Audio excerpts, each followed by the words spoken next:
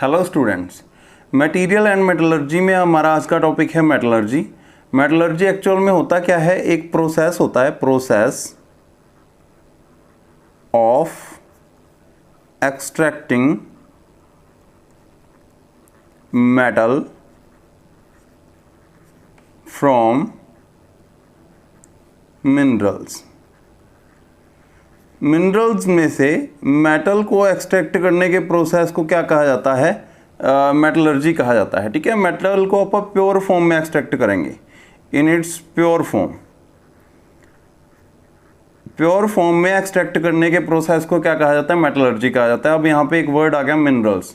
Minerals क्या होते हैं? मिनरल्स एक्चुअल में मेटल है, metal mixed with rock. Rock के अंदर जुड़ी हुई होती है, रॉक पार्टिकल्स के साथ, लाइमस्टोन पार्टिकल्स के साथ जुड़ी हुई होती है, या फिर कह सकते हो सैंड के अंदर मिक्स्ड होती है। इन सब चीज़ों के अंदर मिक्स्ड जो मेटल है उसको एक्सट्रैक्ट करने के प्रोसेस को मेटलर्जी कहा जाता है। ठीक है, अब यहाँ पे जब आप इसको निकालेंगे, इन मिनरल्स में से इस मेटल को निकालेंगे, तो उस प्रोसेस में सबसे पहले बेसिकली अपने पास एक मटेरियल आएगा जो कि प्योर फॉर्म में नहीं होगा, उसको आप बोलते हैं ओर।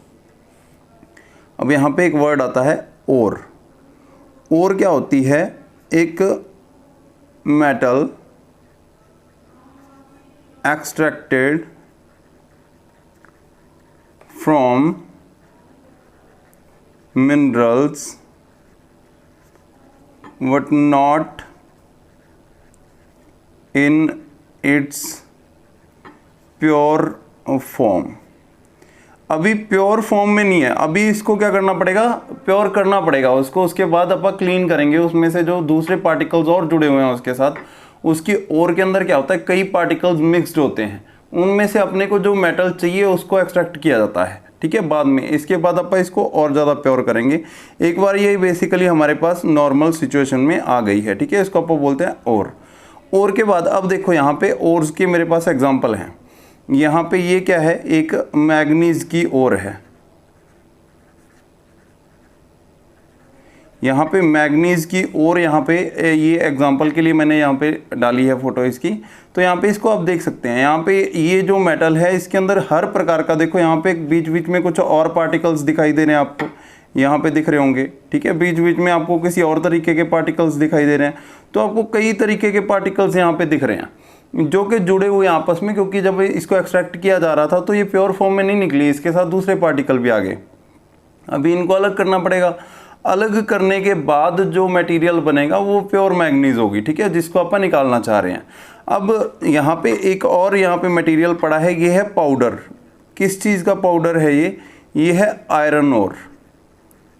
आयरन ओर, आयरन का पाउडर है। आयरन ओर मतलब कि पहले ये इस फॉर्म में थी, उसके बाद क्या किया गया, इसको पाउडर की फॉर्म में पीस दिया गया इसको। ठीक है, उसके बाद यहाँ पे ये पाउडर की फॉर्म में हमारे पास आ गया।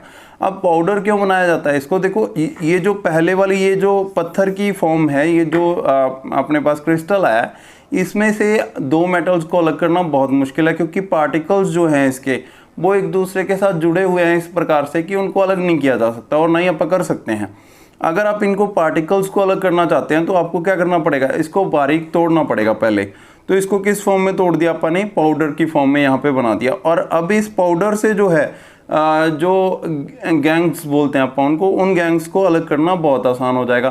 क्यों? गैंग्स होते हैं जो इम्प्योर पार्टिकल्स होते हैं, तो उन गैंग्स को कैसे अलग किया जा सकता है? अब देखो ये जो आयरन ओर होती है इसके अंदर मैग्नेट होती है, इसके अंदर मैग्नेट के प्रति ये अट्रैक्टिव होते हैं। तो अगर इनको किसी मैग्नेटिक फील्ड के ऊपर रख दिया जाए तो आयरन अलग हो जाएगी, और जो इम्प्योरिटीज़ है, जो गैंग्स हैं, वो अलग हो जाएंगे। ठीक है, तो ऐसे आप इसको कोर को जो है प्योरीफाई कर सकते हैं। तो ये ओर है। अब आप और समझ गए होंगे कि क्या होता है। उसके बाद अब क्या किया जाता है, इसको जब आप हीट करते हैं उसके बाद क्या है, अपने को जब मेटल मिल गई, मान लो कि आयरन मिल गई। ठीक है, अब इस आयरन को अपने को क्या है, पाउडर की फॉर्म में, इसको पिघला के आप किसी भी पार्ट का कोई पार्ट डिज़ाइन करना है, या कोई बॉडी डिज़ाइन करनी है, या कुछ भी। ठीक है, तो उसके लिए अपने को क्या करना पड़ेगा, पहले इसको मेल्ट करना पड़ेगा फर्नेस के अंदर। तो आयरन जाएगा फर्नेस के अंदर। अब क्या होता है, कितना भी प्योर कर लिया जाए उसमें कुछ ना कुछ इम्प्योरिटीज़ रह ही जाती हैं, ठीक है। जब फर्नेस के अंदर जाएगा मेटल पिघलेगी तो उसके अंदर अगर इम्प्योरिटीज़ चली गई तो जो पार्ट आप बनाने वाले हैं, ठीक है, मान लो गियर डिज़ाइन कर रहे हो तो गियर के अंदर तो बहुत ज़्यादा सेफ्टी चाहिए अपने को, बहुत ज़्यादा हैवी लोड उसने लिफ्ट करना है, तो गियर डिज़ाइन कर रहे हैं तो फर्नेस के अंदर अगर इम्प्योरिटी रहेगी तो दिक्कत आएगी।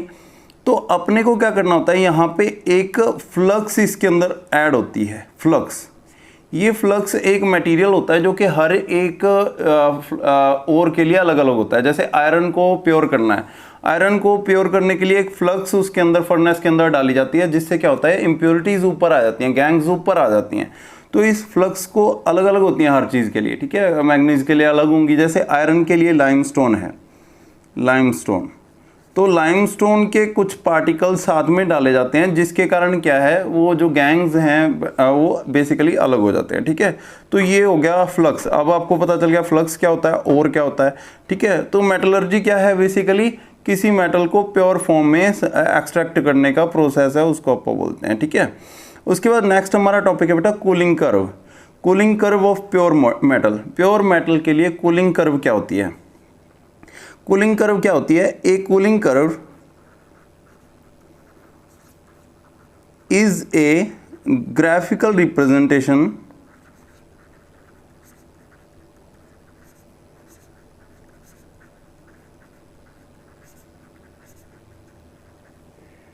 Of temperature and time taken by a metal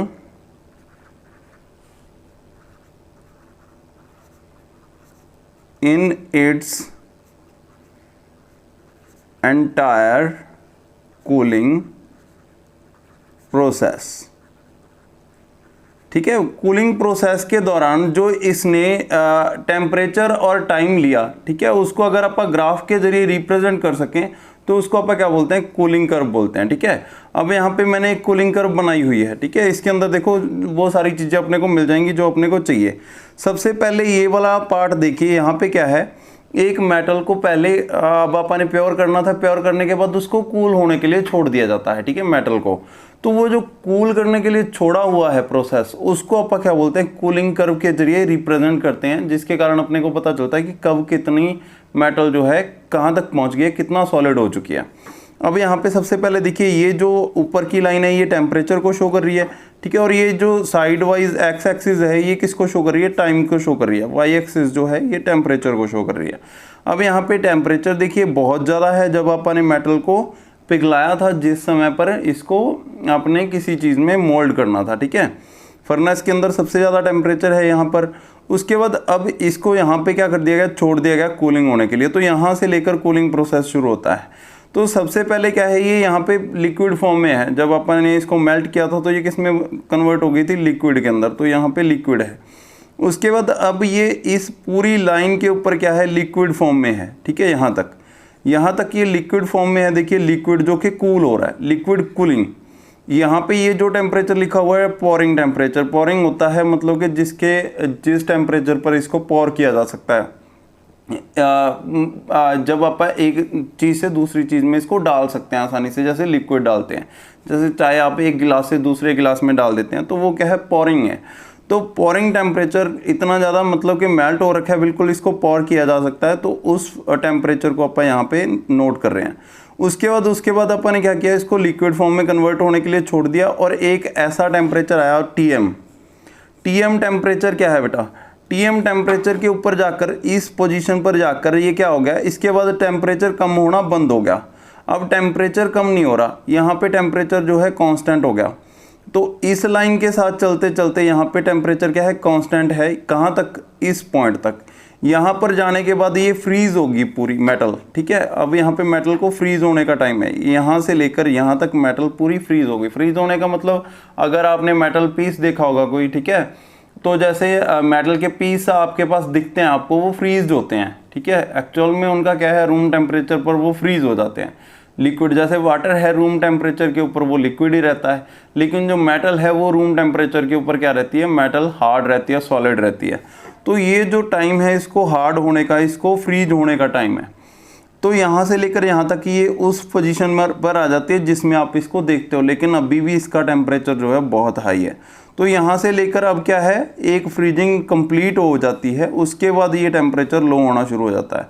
तो फ्रीजिंग टेम्परेचर के बाद क्या है, ये वाली कर्व जो है ये शो कर रही है कि अब भी फिर से और ज़्यादा कूल हो रहा है। सॉलिड फॉर्म में तो आ गया है, ये पॉइंट जो है इसके अंदर क्या हो गया, ये सॉलिड बन गया पूरा।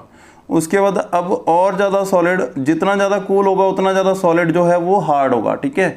सॉलिड जितना कूल होती जाएगी ये उतना ही हार्ड होता जाएगा सॉलिड, ठीक है। तो बिल्कुल ठंडी हो जाएगी यहाँ पर जाने के बाद और पूरी हार्ड मेटल बन जाएगी, फुल फ्रीज्ड हो जाएगी, ठीक है। तो ये जो कर्व यहाँ पे शो कर रही है, ये यहाँ पे दो वर्ड्स और है, लोकल सोल्डिफिकेशन टाइम, जहाँ पे ये सॉलिड बन जा रही है, ठीक है।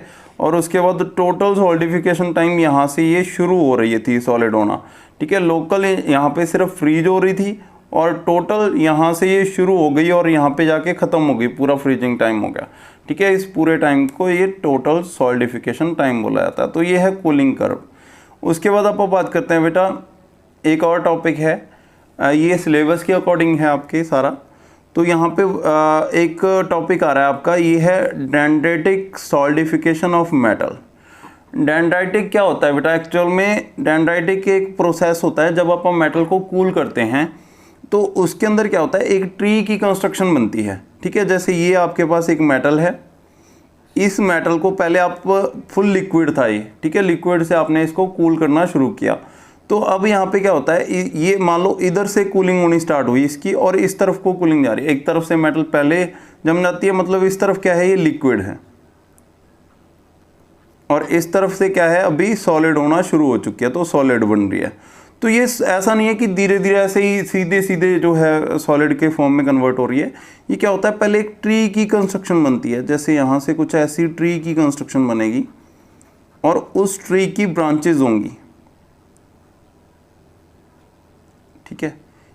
ये ऐसे पहले सॉलिड हो जाएगी, ठीक है, इतनी फॉर्म ऐसे सारी बॉडी के अंदर ऐसे बनेंगी। ये डेंड्राइट्स होती हैं, इनको बोलते हैं डेंड्राइट्स, और ये डेंड्राइटिक सॉलिडिफिकेशन होती है जो आप बना रहे हैं, ठीक है, ऐसे ऐसे पूरी बॉडी के अंदर। अब ये जो पार्टिकल्स हैं ये पहले सॉलिड बन रहे हैं, ये जो पार्टिकल्स हैं ये पहले सॉलिड, और ये जो एरिया है अभी ये लिक्विड है। उसके बाद ये डेंड्राइट्स बढ़ते बढ़ते बढ़ते आपस में बिल्कुल इतने जुड़ जाएंगे कि ये सारा एरिया सॉलिड बना लेंगे और ये आगे बढ़ते चले जाएंगे, ठीक है, ऐसे आगे के आगे। जैसे यहाँ पे एक मेटल का पीस यहाँ पे दिखाया हुआ है, देखो ये लिक्विड है, यहाँ पे लिक्विड है पूरा का, ये लिक्विड एरिया है, यहाँ पे अभी तक मेटल बहुत हॉट है, और ये जो है ये सॉलिड बनती जा रही है। तो ये सॉलिड किस फॉर्म में बन रही है, देखो डेंड्राइट्स हैं यहाँ पे, ये अब डेंड्राइट्स बढ़ जाएंगी, ठीक है, यहाँ से ये आगे बढ़ जाएगी और लिक्विड फॉर्म में पूरी लिक्विड से सॉलिड में कन्वर्ट होती जाएगी। और ये फिर क्या है, धीरे धीरे जैसे यहाँ पे ये देखो आपस में जुड़ चुकी है, तो ये आपस में जुड़ती जाएगी और ये सारी मेटल जो है वो सॉलिड बनती चली जाएगी, ठीक है। तो ये जो प्रोसेस है, ये जो डेंड्राइट्स बनने का प्रोसेस है, इसको क्या बोला जाता है बेटा, डेंड्राइटिक सॉलिडिफिकेशन ऑफ मेटल बोला जाता है, ठीक है। तो डेंड्राइट्स क्या हैं, डेंड्राइट्स एक ट्री फॉर्म में ए ब्रांच सॉलिडिफिकेशन ऑफ मेटल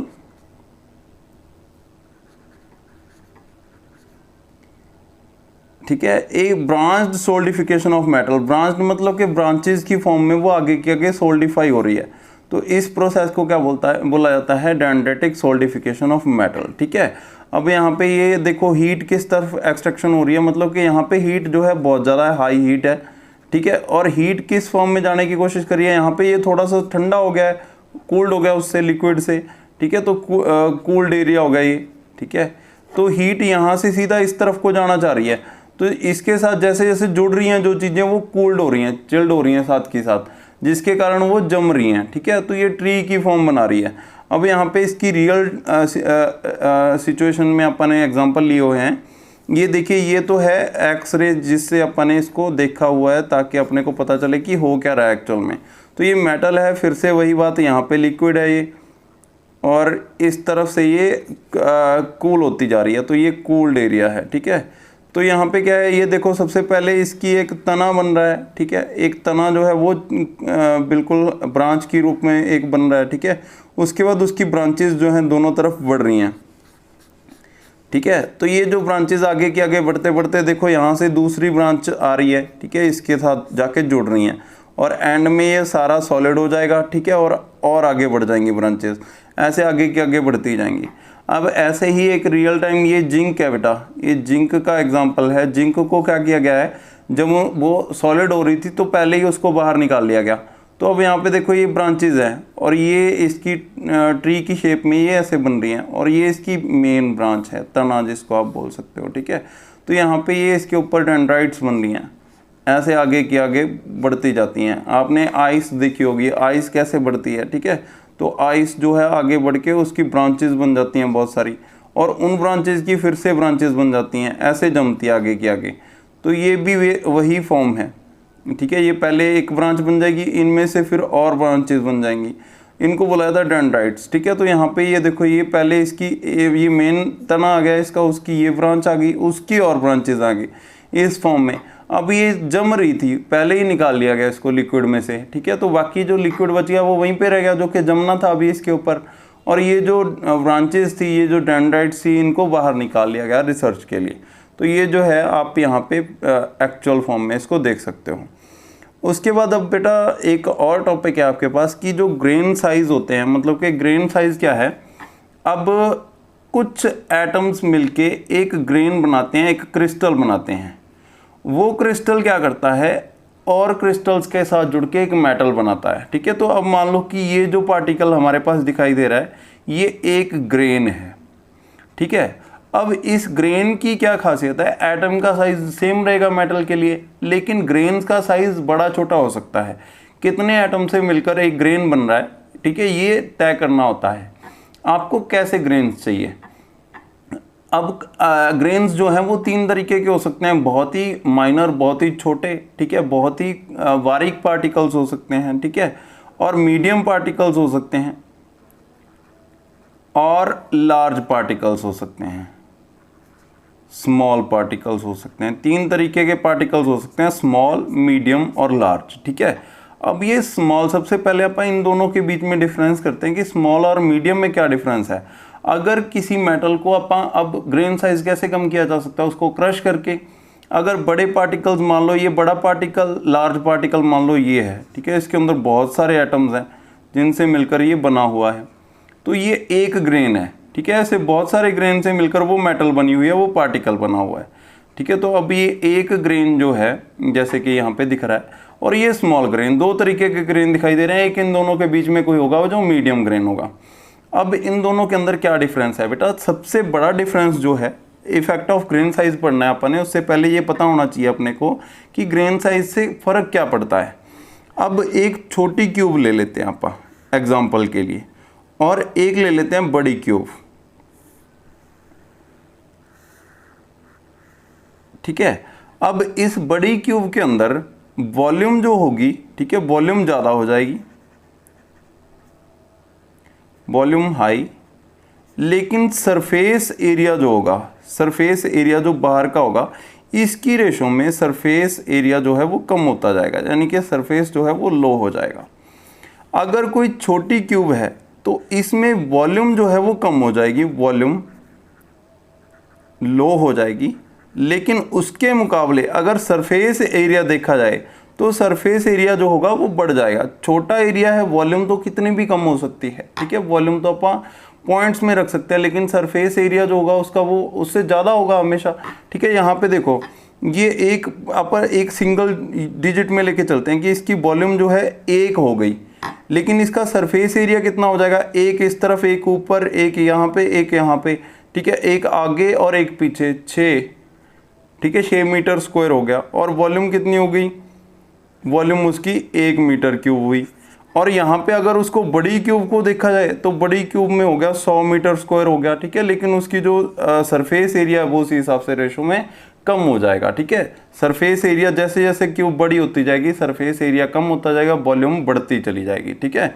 तो अब यहाँ पे इससे क्या पता चलता है अपने को कि जितना बड़ा ग्रेन होगा उसका सरफेस एरिया जो बाहर टच है, दूसरी चीज़ के साथ टच हो रहा है, वो कम हो जाएगा। Surface area of large grain is low, surface area इसका लो हो जाएगा with respect to its volume. Volume के अकॉर्डिंग वैसे तो ज़्यादा ही है, बड़ा ग्रेन है तो बड़ा सरफेस है, लेकिन वॉल्यूम के हिसाब से देखा जाए तो उसका जो सरफेस एरिया है वो लो हो जाता है, ठीक है। और इस छोटे ग्रेन का छोटा होने के कारण इसका सरफेस एरिया जो है, सरफेस एरिया जो है वो क्या है, लार्ज है, ठीक है, लार्ज। अब यहाँ से अपने को क्या पता चलता है इन दोनों चीज़ों से कि अगर आप इसकी स्ट्रेंथ नोट करें तो सरफेस एरिया जिसका ज़्यादा होगा उसकी स्ट्रेंथ क्या होगी, स्ट्रेंथ भी हाई होगी। सरफेस एरिया ज़्यादा है तो स्ट्रेंथ भी हाई होगी, और जो सरफेस एरिया लो है उसकी स्ट्रेंथ भी क्या होगी, लो होगी, ठीक है। इसकी हाई स्ट्रेंथ, इसकी लो स्ट्रेंथ। अब यहाँ से ये चीज़ सबसे पहले अपने को पता चली कि स्ट्रेंथ इसकी।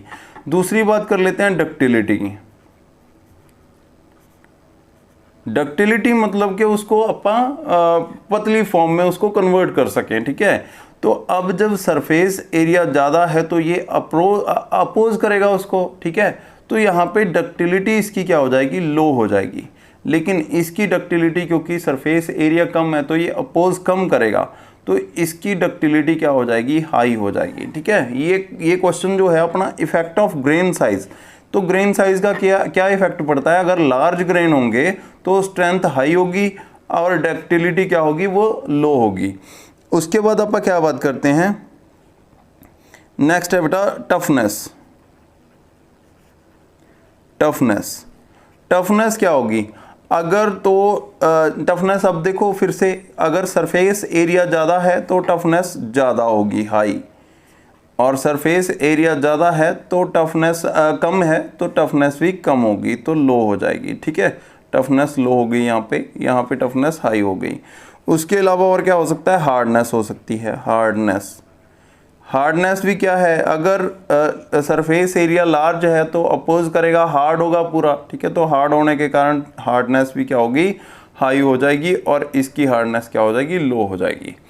तो अब लार्ज ग्रेन कहाँ पे चाहिए होते हैं बेटा, जैसे अब कुछ चीज़ों के अंदर तो अपने को लार्ज ग्रेन की रिक्वायरमेंट होती है, वहाँ पे अपन लार्ज ग्रेन ही यूज़ करते हैं, और कुछ जगह पे अपने को स्मॉल ग्रेन, यहाँ पे स्ट्रेंथ चाहिए, यहाँ पे डक्टिलिटी चाहिए, डक्टिलिटी नहीं चाहिए सॉरी, जहाँ पे टफनेस चाहिए और हार्डनेस चाहिए, वहाँ पे अपन क्या करते हैं, स्मॉल ग्रेन यूज़ करते हैं। अगर डक्टिलिटी करनी है, अपने को डक्टिलिटी चाहिए, तो अपन क्या करेंगे, लार्ज ग्रेन यूज़ करेंगे। तो ये दोनों तरीके की मेटल्स अपन अलग अलग जगह पे अलग अलग यूज़ के लिए अपन बनाते हैं, ठीक है।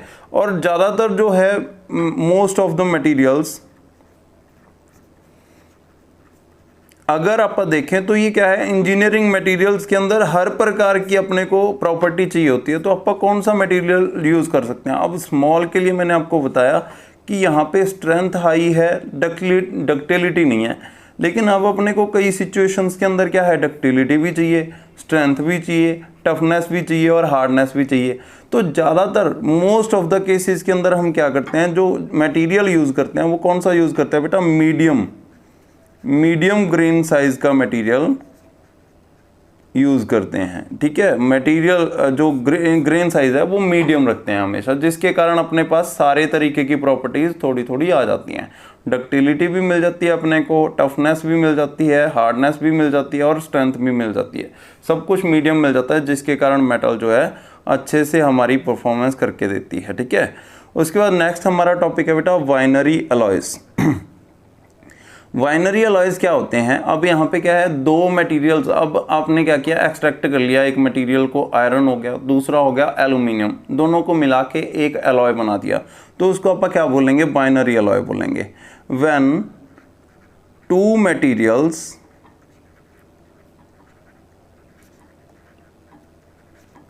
Are mixed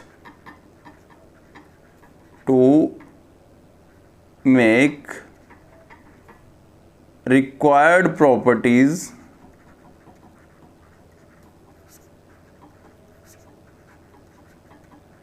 for mechanical use,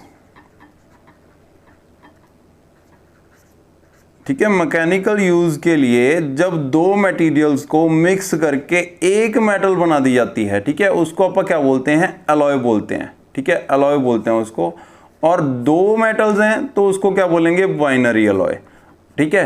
binary alloy, binary का मतलब क्या होता है, टू, और अलॉयज मतलब के दो मेटल्स हैं, ठीक है, दो मेटल्स को मिक्स करके बनाया गया तो उसको क्या बोलेंगे, बाइनरी अलॉय बोलेंगे। अब बाइनरी अलॉय के अंदर क्या होता है बेटा, दो मेटल्स को मिक्स कर दिया, जैसे एल्यूमिनियम प्लस आपने जो आयरन है वो मिक्स कर दिया, ठीक है, तो उससे बहुत सारे तरीके की मेटल्स बनती हैं, जैसे कि एल्यूमिनियम अलॉय हो गए, ठीक है, अलॉय व्हील हो गए, अलॉय व्हील इसी से बने हुए होते हैं। और भी बहुत सारी मेटल्स हैं जो कि दो मेटल्स को मिलने से बनती हैं। निकल प्लस कॉपर हो गया, nickel plus copper plus tin हो गया, ठीक है, ब्रास बन जाता है। और ये जो है अलग अलग प्रकार के मेटल्स अपन इससे निकाल सकते हैं, ठीक है। अब यहाँ पे इससे क्या होता है, यहाँ पे जो बाइनरी अलॉयज होते हैं इससे इसकी प्रॉपर्टीज़ चेंज हो जाती हैं। अब प्रॉपर्टीज़ मतलब कैसी प्रॉपर्टीज़ आपको चाहिए। अब अलॉय व्हील क्या है, वो क्या होते हैं, लाइट वेट होते हैं, लाइट वेट होते हैं, लेकिन स्ट्रेंथ जो है वो हाई होती है उनकी। लाइट वेट प्लस स्ट्रेंथ दोनों चीज़ें आ गई तो प्रॉपर्टीज़ चेंज हो गई, मैकेनिकल प्रॉपर्टीज़। आयरन लगाते तो हैवी होती, जैसे कि रिम होते हैं, और अब उनको अच्छा भी दिखाया जा सकता है। तो ये सारी चीज़ें जो हैं अलॉय व्हील के साथ आती हैं। अब यहाँ पे क्या होता है, जब इनको पिघलाया जाता है, अब दो मेटल्स को एक साथ करने का क्या तरीका है बेटा, अब बहुत सारे पार्टिकल्स होते हैं इसके अंदर। ये मान लो कि ये कॉपर के पार्टिकल्स हैं, कॉपर के एटम्स हैं। कॉपर के एटम्स को अगर अपन ने यहाँ पे मान लो कि टिन के एटम्स के साथ मिक्स करवाना है, तो इसके लिए अपने को क्या करना पड़ेगा, हर एक पार्टिकल को तोड़ना पड़ेगा। हर एक पार्टिकल को तोड़ने के लिए या तो इसका पाउडर बनाया जाए, पाउडर बनाने के बाद भी ये किसी यूज़ नहीं आएगा, या फिर दूसरा काम क्या किया जा सकता है, इसको हीट किया जा सकता है, दोनों को एक साथ, दोनों को एक साथ हीट करके एक ऐसी मेटल बना दी जाए, लिक्विड बना दिया जाए, उसके बाद उन दोनों को मिक्स कर दिया जाएगा। मिक्स करने के बाद जो तीसरी मेटल है, जो एलॉय है, वो बनके निकल जाएगा। लेकिन अब यहाँ पे दिक्कत क्या आ रही है, कुछ मटेरियल्स तो ऐसे होते हैं जो पूरे तरीके से उसके अंदर मिक्स हो जाते हैं, ठीक है। इनको जैसे यहाँ पे ये पहला एग्जांपल है, इस एग्जांपल को बोला जाता है आइसोमोर्फस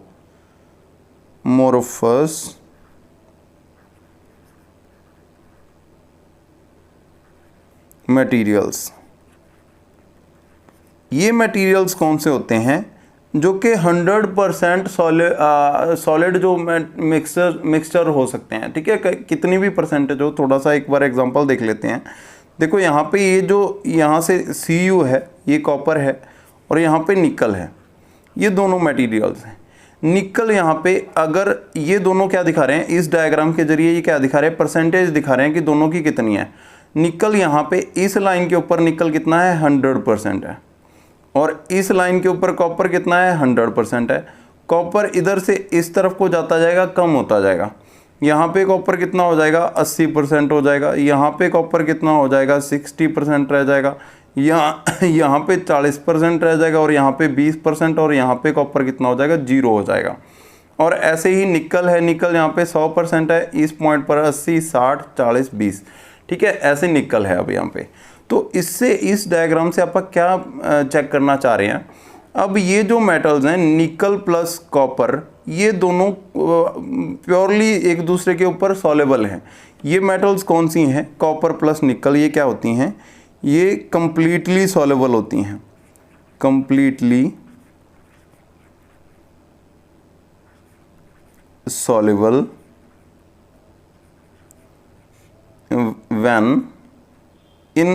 when in solid state. Solid state के अंदर भी ये पूरे तरीके से सॉल्युबल हैं। इसका मतलब क्या है कि अगर ये दोनों मेटल्स 60-40 रेशो में मिला दी जाएं, मान लो कॉपर जो है वो 60 है और निकल जो है वो 40 है, मिक्स हो जाएगा हीट के बाद। हीट करने के बाद लिक्विड बन जाएगा, लिक्विड होने के बाद मिक्स हो जाएगा। लिक्विड में तो सारी मेटल्स ही मिक्स हो जाती हैं, ठीक है। तो यहाँ पे कॉपर प्लस निकल दोनों मिक्स हो जाएंगे। मिक्स होने के बाद एक मेटल बना लेंगे। लेकिन जब इनको ठंडा किया जाएगा, कूल कर दिया जाएगा, जब ये वापस जमना शुरू हो जाएंगे तो भी ये दोनों मिक्स रहेंगे। चाहे आप इनको 60-40 की रेशो में रखो, चाहे 80-20 की रेशो में रखो। 20 मतलब कि निकल का वेट 20 है, कॉपर का वेट 80 है। चाहे आप ऐसा कर दो कि निकल 80 कर दो और कॉपर 20 कर दो, तो भी मतलब कि किसी भी फॉर्म में इनको जब आप ठंडा करोगे, सॉलिड स्टेट में लेके आओगे, तो ये सेम स्टेट में रहेंगे। ये अपनी स्टेट्स चेंज नहीं करेंगे, ये फेसेस चेंज नहीं करेंगे, ये अलग अलग नहीं होंगे, ये एक ही मेटल बन जाएंगे। ठीक है, तो ये वाली स्टेट है। अब यहाँ पे देखो, ये जो दिखाया गया है कॉपर का मेल्टिंग पॉइंट दिखाया गया है 1083 डिग्री। ठीक है, और यहाँ पे जो आपका निकल है उसका जो मेल्टिंग पॉइंट दिखाया गया है वो कितना है, 1455 डिग्री सेल्सियस। ठीक है, इस पे जाके ये मेल्ट हो जाता है। अब इसके ऊपर ये जो लाइन बनाई गई है, ये लाइन क्या है, लिक्विड लाइन है, ये वाली लाइन। ठीक है, ये लाइन जो है ये लिक्विड लाइन है। अब इस लिक्विड लाइन के ऊपर ये सारा क्या है, लिक्विड है, एक साथ मिक्स हो जाएगा लिक्विड होके। और इस लिक्विड के नीचे यहाँ पे ये क्या है, सारा का सारा ये इसके नीचे सॉलिड होना शुरू हो जाएगा, सॉलिड बन जाएगा। और इसके बीच में क्या है, ये लिक्विड प्लस सॉलिड दोनों स्टेट के अंदर है। ठीक है, लिक्विड, यहाँ पे ये L प्लस अल्फा लिखा हुआ है, L फॉर लिक्विड, और alpha plus alpha is equal to solid. Solid alpha मतलब कि दोनों का मिक्सचर है ये, कॉपर का भी Cu का प्लस जिंक निकल का भी Ni का, दोनों का मिक्सचर है। दोनों के मिक्सचर को आप क्या बोलते हैं, अल्फा बोलते हैं। ठीक है, तो अल्फा बन गया है, यहाँ पे तीसरा मटेरियल बन गया जो कि अपने को चाहिए था। अब इस सिचुएशन में देखिए, मान लो कि आपने मिक्सचर लिया ये वाला, ये लाइन जो मैं अभी ड्रॉ कर रहा हूँ ब्लू कलर की लाइन, ये मिक्सचर आपने ले लिया। ठीक है, इस मिक्सचर के ऊपर आप सिर्फ बात करेंगे। इस मिक्सचर यहाँ से ये सिचुएशन देखिए क्या है, कॉपर कितना है, कॉपर है आपका 80%, नहीं सॉरी जो है, ठीक है निकल, हाँ कॉपर जो है वो 80% है, और प्लस निकल कितना है, 20% है।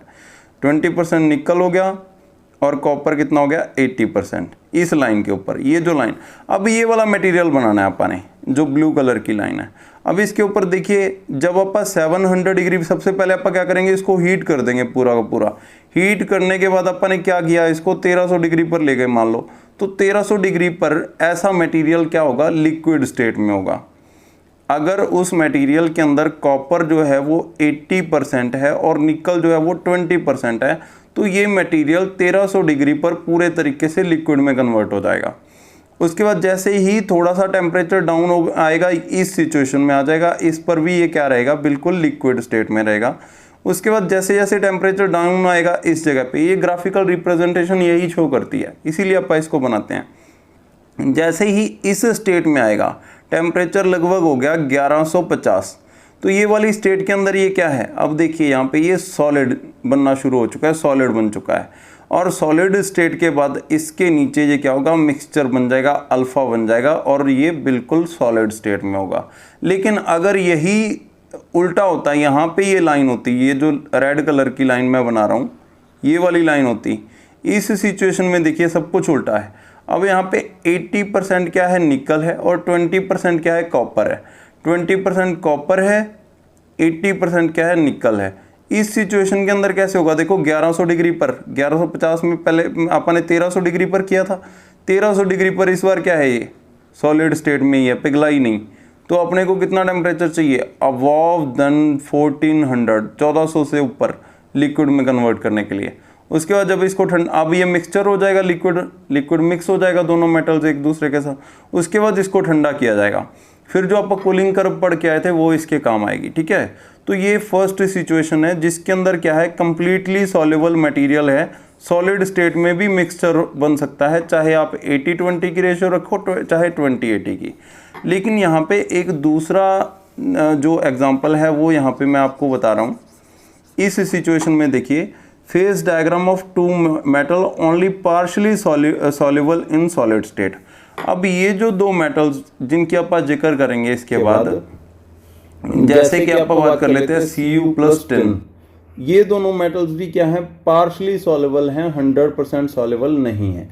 इन मेटल्स के अंदर क्या होता है बेटा, 100% सॉल्युबल ना होने के कारण एक परसेंटेज रेशो बनती है, वो रेशो के ऊपर जाकर ये एक्चुअल में असली मटेरियल बनते हैं। ठीक है, अब यहाँ पे अगर मैं बात करूँ, देखो ये सिचुएशन है, इसके अंदर क्या है, मटेरियल ए है और मटेरियल बी है, दो मटेरियल्स हैं।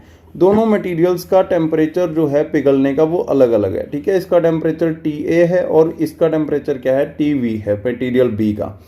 अब होगा क्या, ये जो मटेरियल ए है, जब आप इसको दोनों को हीट करेंगे, अब देखो यहाँ पे ये जो लाइन बन रही है ना, ये वाली लाइन, ये वाली लाइन, इसके ऊपर सारा लिक्विड है। ठीक है, ये वाला एरिया सारा क्या है, लिक्विड है। अब इस लिक्विड स्टेट के अंदर दोनों जो मटेरियल हैं, चाहे मटेरियल ए है चाहे बी है, दोनों क्या हो जाएंगे, मिक्स हो जाएंगे। यहाँ पे क्या है, पूरी मिक्सिंग हो जाएगी। लेकिन जब ये ठंडे होंगे तो ये जो मटेरियल ए है, जो मटेरियल ए है, ये क्या होगा, पहले ही क्रिस्टल बनाने शुरू कर देगा। ठीक है, क्योंकि इसका टेम्परेचर, मेल्टिंग टेम्परेचर बहुत ज़्यादा था, मान लो 1400 डिग्री था, 1400 डिग्री मान लेते हैं आप इसको। ठीक है, अब और यहाँ पे ये जो दूसरा मटेरियल है, इसका टेम्परेचर मान लो कि ये है 1200 डिग्री पर ये मेल्ट होना शुरू हुआ, तो ये 1400 से थोड़ा सा नीचे जाएगा ना, 1350 डिग्री तक, तो ये क्या बनाना शुरू कर देगा, क्रिस्टल बनाना शुरू कर देगा, क्रिस्टल्स। अब जो क्रिस्टल बन गया पहले इसका, उसमें ये वाला बी मटेरियल तो था ही नहीं, क्योंकि इसका तो अभी मेल्टिंग टेम्परेचर है, बी का तो, बी तो 1200 डिग्री तक मेल्टिंग टेम्परेचर लेके बैठा है, ये तो अभी मिक्स होगा नहीं। लेकिन ये जो क्रिस्टल बन रहे हैं, ये किसके बन रहे हैं, सिर्फ मटेरियल ए के, अलग हो रहा है अपना मटेरियल ए, अपने मटेरियल को लेकर क्या हो रहा है, अलग हो रहा है। तो ये जो क्रिस्टल बना रहा है यहाँ पे, ये जो क्रिस्टल बन रहे हैं, इस तरफ देखते रहो, ये जो सारा फेस है, ये फेस किसका है, प्योर मेटल का फेस है। इसके बारे में अभी थोड़ी देर में बात करेंगे। तो चलो, ये क्रिस्टल जो हैं ये इसके बनते रहेंगे। लेकिन फिर अब देखो, जैसे जैसे इसके क्रिस्टल बन गए, तो ये जो डायग्राम है ये इस तरफ जाता रहेगा, रेशो कम होती रहेगी। जो इसके अकेले के क्रिस्टल बन गए, अब लिक्विड फॉर्म में ये कितना रह गया, कम हो गया। लिक्विड फॉर्म में ये क्या हो गया, कम हो गया ना, जितने क्रिस्टल बन गए इसके। अब रेशो मान लो कि पहले अपन ने रेशो ली थी 50-50, 50% ये, 50% बी मटेरियल, ए मटेरियल और बी मटेरियल 50-50% लिए थे। लेकिन जैसे ही इसने अपने क्रिस्टल बनाने शुरू कर दिए, अब ये अलग हो गया, लिक्विड इसका लिक्विड परसेंटेज कितनी रहेगी, कम रहेगी। तो अब यहाँ पे मान लो ये कितना रह गया, 15%, तो इधर से कम ही हो गया। ठीक है, पहले ही कम हो गया ये। ठीक है, बाकी क्या रहेगा, ये बढ़ता चला जाएगा। ठीक है, तो यहाँ पे देखो ये इस तरफ को आ रहा है, इट मीन्स ये क्या हो रहा है, कम हो रही है इसकी परसेंटेज, ए वाले की। ए पहले कितना था, 100% था। उसके बाद जैसे जैसे इसके क्रिस्टल बनने शुरू हुए, तो ये लाइन जो है इस तरफ को बढ़ने लगी, और क्रिस्टल के कारण ये क्या हो गया, अब 5% कम हो गया, यहाँ पे 10% कम हो गया, 30% कम हो गया, 40% कम हो गया। इतने के इसने अलग क्रिस्टल बना लिए अपने खुद के, दूसरे के साथ मिक्स हुआ ही नहीं। उसके बाद एक स्टेट आई जिसके अंदर क्या हुआ, ई पॉइंट आ गया। ई पॉइंट के ऊपर ये क्या हुआ, 70% इसने खुद के पार्टिकल्स, क्रिस्टल अलग बना लिए, 70%। तो अब बच कितने गए, सिर्फ 30%। ठीक है, 30% बच गए। क्लियर है, 30% यहाँ पे क्या रह गया, ए मटेरियल रह गया, और 70% कौन सा बन गया, बी मटेरियल बन गया। बी मटेरियल कितने परसेंट रह गया इसमें, 70%। पहले कितना था, कोई दिक्कत नहीं है कि ज़्यादा हुआ कम हुआ, कुछ कोई फर्क नहीं पड़ता। लेकिन बाद में जब ये क्रिस्टल बनेंगे, उस समय पे बी मटेरियल कितना हो जाएगा, 70% हो जाएगा, और ए मटेरियल कितना रह जाएगा, सिर्फ 30%। अब ये सिचुएशन आएगी, 30% ए होगा और 70% बी होगा, तब जाके ये एक्चुअल में मिक्स होंगे, अदरवाइज ये मिक्स ही नहीं होंगे। समझ रहे हो बात को। जैसे जैसे देखो, सबसे पहले ये जो पॉइंट था, मान लो कि 15 डिग्री का पॉइंट जिसमें एलॉय 4 लिखा हुआ है, इस सिचुएशन में आते हैं। इस सिचुएशन में देखो जो टेम्परेचर था यहाँ पे था, ठीक है, इस टेम्परेचर से जैसे जैसे रेशो कम हुई, ठीक है, वैसे वैसे ये पार्टिकल्स जो है इस तरफ को बढ़ना शुरू हो गए, जैसे जैसे टेम्परेचर कम हुआ। ठीक है, टेम्परेचर कम हुआ तो अब ये क्रिस्टल बनते गए, इसके क्रिस्टल बनते गए, तो जो इसकी अलग अपने क्रिस्टल बना रहा है, अपने क्रिस्टल बना रहा है, तो इसकी रेशो भी कम होती गई मटेरियल में से। ठीक है, इसकी रेशो जो है क्रिस्टल, वो तो अलग ही निकल जाएंगे जो पहले ही क्रिस्टल बन गए थे। जो लिक्विड रह जाएगा वही मिक्स होगा ना दूसरे मटेरियल के साथ। इसने भी अपने अलग पार्टिकल्स बना लिए, ये कम हो गया। पहले ये देखो यहाँ पे 100% था, ठीक है। उसके बाद जैसे जैसे इसने अपने खुद के पार्टिकल्स बनाए, कम होता गया, और ये सिचुएशन आ गई जिसमें दोनों ने मिक्सचर बना लिया। तो टेम्परेचर E क्या है, ये वाला टेम्परेचर है जिस पे ये दोनों मिक्स होंगे, ठीक है। अब भी इसके ये वाला जो लाइन है इसको बोलता है यूटेक्टिक टेम्परेचर, यूटेक्टिक टेम्परेचर, ठीक है लाइन। ये यूटेक्टिक टेम्परेचर लाइन है, इसके अंदर ये अभी भी मिक्सचर्स हैं, लेकिन जैसे जैसे ये कूल होंगे उसके बाद ये अल्फा प्लस बीटा एक मटेरियल बना लेंगे जो कि अपने को रिक्वायर्ड था, रिक्वायर्ड मटेरियल बना लेंगे, ठीक है, जैसे जैसे ठंडे होंगे। तो ये वाला सिस्टम होता है। लेकिन अब इनके अंदर एक दिक्कत अभी भी है कि अगर ये रेशो इससे ज़्यादा कम हो गई, ठीक है, यहाँ तक 10% तक रेशो है, कोई दिक्कत नहीं है। यहाँ पे 95% तक रेशो है, कोई दिक्कत नहीं है। लेकिन अगर ये रेशो इससे भी कम हो गई, देखिए मैं क्या होता है सिचुएशन। अब ये जो लाइन यहाँ पे दिखा रहा है, ये जो लाइन ड्रॉ हुई हुई है, ठीक है, यहाँ पे ये लाइन ड्रॉ हुई हुई है, इसके दूसरी तरफ फेस जो है सिर्फ बी मटेरियल का है। यहाँ पे अगर कोई टेम्परेचर आता है तो ये मटेरियल बी रहेगा, और ए वाली सिचुएशन के अंदर जो मटेरियल होगा वो हमेशा मटेरियल ए ही रहेगा प्योर फॉर्म में। तो यहाँ पे अगर रेशो बनती है, देखो रेशो बी की कितनी है, यहाँ पे सिर्फ 5% बी है, इस सिचुएशन के अंदर सिर्फ 5% बी है और 95% ए है। तो अब अगर ये यहाँ पे इस मटेरियल की बात करें तो ये मटेरियल बनता है एलॉय 1। एलॉय 1 की सिर्फ बात करते हैं तो एलॉय 1 सबसे पहले कहाँ था, यहाँ पे पहुँचा तो लिक्विड स्टेट में आ गया। तो इसके साथ क्या हो गया, एलॉय जो बी मटेरियल था वो भी इसके साथ मिक्स हो जाएगा क्योंकि लिक्विड बन गया। ये लाइन के ऊपर सारा मटेरियल एक है, दोनों मटेरियल मिलके एक ही मटेरियल बना रहे हैं। तो एलॉय 1 के अंदर यहाँ पे क्या है, दोनों मटेरियल्स हैं। लेकिन जैसे ही ये ठंडा किया जाएगा, ठीक है, टेम्परेचर इसका लो होगा। अब सिचुएशन क्या है कि आप इसके अंदर इसको कम नहीं होने दे रहे, क्रिस्टल्स को बना के रख रहे हैं, कोशिश कर रहे हैं कि सेम क्रिस्टल बने रहें, सेम ही मटेरियल की परसेंटेज बनी रहे। तो अगर सेम बनी रहेगी तो क्या होगा, देखो यहाँ पर जाकर ये क्या होगा, ये वाली सिचुएशन में आ जाएगा, इसके क्रिस्टल बनने शुरू हो जाएंगे, ये वाली सिचुएशन में चला जाएगा। ये जो यहाँ पे ये डायग्राम दिखा रहा है, इसके क्रिस्टल बनने शुरू हो जाएंगे। उसके बाद जैसे जैसे इसका टेम्परेचर, अब यहाँ पे ये प्योर मेटल बन गया है, प्योर ए बन चुका है। यहाँ पे ये ए प्लस बी था, ए प्लस बी, लेकिन जैसे ही इस फेज के अंदर आ गया ये ए रह गया, और यहाँ पे आने के बाद ये प्योर ए है, ठीक है, प्योर सॉलिड है, सॉलिड स्टेट में आ जाएगा और प्योर बन जाएगा ए, ठीक है। तो ये जो फेस यहाँ पे है ये सारा क्या कहलाता है, ए कहलाता है। अगर इस फेस के अंदर कोई मटेरियल आ जाएगा तो वो प्योर बन जाएगा, प्योर ए। इस तरफ जो होगा वो प्योर बी बन जाएगा, ठीक है। अगर यहाँ पे कोई मटेरियल होता तो वो बी ही रहता, ठीक है, उसके अंदर ए का कोई भी अंश नहीं था, ठीक है। लेकिन इस लाइन के अंदर अगर होगा तो वो दोनों का मिक्सचर बन सकेगा अगर आप बनाना चाह रहे हो तो। और अब एक तीसरे तरीके के भी मटेरियल्स होते हैं। ये क्या होते हैं, ये बिल्कुल ही मतलब कि चाहे कुछ भी हो जाए, ये सॉलिड स्टेट के अंदर तो इनसॉल्युबल, इन सॉलिड स्टेट, सॉलिड स्टेट के अंदर ये सॉल्युबल नहीं है।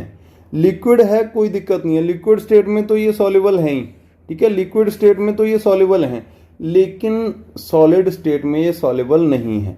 अब यहाँ पे फिर से वही सिचुएशन है, ए एंड बी दो मटेरियल्स हैं, तो लिक्विड जब इनको किया जाएगा, टेम्परेचर हाई किया जाएगा तो ये क्या बन जाएंगे, दोनों मिक्सचर बन जाएंगे, ठीक है। अगर मटेरियल ए ज़्यादा है तो इसको पिघलाना है, मान लो कि ये एलॉय 2 की बात कर रहे हैं, इसको अगर लिक्विड बनाना है तो आपको टेम्परेचर कितना चाहिए, T1 टेम्परेचर चाहिए।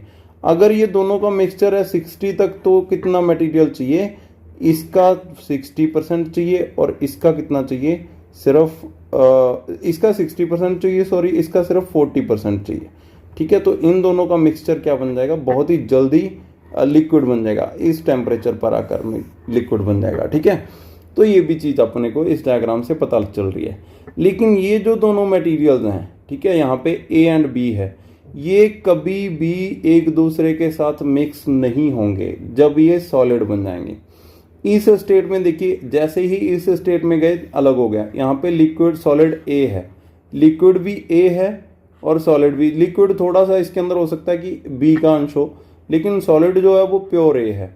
और इसके अंदर सॉलिड जो है वो प्योर भी है अगर सॉलिड बनेगा तो, अदरवाइज थोड़ा बहुत लिक्विड रह जाएगा। उसके बाद जैसे ही ये स्टेट चेंज करते हैं, यहाँ पे सॉलिड ए और सॉलिड बी हो सकता है दोनों एक दूसरे के साथ जुड़े हुए हों, लेकिन जैसे ही और ठंडे होंगे तो दोनों अलग हो जाएंगे। ठीक है, तो ये तीसरा फेज डायग्राम है। यहाँ पे ये तीनों डायग्राम्स क्या कहलाते हैं? Equilibrium diagram. इक्विलिब्रियम डायग्राम अलग अलग सिचुएशंस के अंदर। तो 3 डायग्राम अपने पढ़े हैं। सबसे पहला डायग्राम कौन सा है? जो कि आइसोमॉर्फस मटेरियल्स के लिए है। ऐसे मटेरियल्स के लिए कुछ भी रेशो हो, मिक्स हो ही जाएंगे। ठीक है, चाहे वो निकल है 80%, कॉपर है 20% तो भी मिक्स हो जाएगा, चाहे कॉपर है 20%, निकल 80% तो भी मिक्स हो ही जाएगा। दूसरी सिचुएशन में आपने पढ़ा कि एक परमानेंट मिक्सचर बनेगा तब जाके ये सॉल्युबल होंगे, अदरवाइज नहीं होंगे, पार्शली सॉल्युबल हैं। यहाँ पे जैसे इस उसके अंदर सिचुएशन के अंदर 70-30 की रेशो बनेगी तब जाके ये मिक्सचर बनेंगे, अदरवाइज ये मिक्सचर नहीं बनेंगे। ठीक है, तो ये वाली सिचुएशन होती है। उसके बाद तीसरा मटेरियल कौन सा है? जो कि बिल्कुल सॉल्युबल नहीं है, सॉलिड स्टेट में तो बिल्कुल ही नहीं है। हाँ, लिक्विड है तो सारे मटेरियल मिक्स हो जाते हैं, लेकिन जैसे ही सॉलिड बनेंगे तुरंत ये दोनों मटेरियल्स अलग अलग हो जाएंगे। तो ये है इक्विलिब्रियम डायग्राम। 3 तरीके के डायग्राम पढ़े हैं। ठीक है, इसके बाद लीवर रूल पढ़ेंगे, वो नेक्स्ट लेक्चर के अंदर करेंगे। आज के लिए इतना ही। Thank you.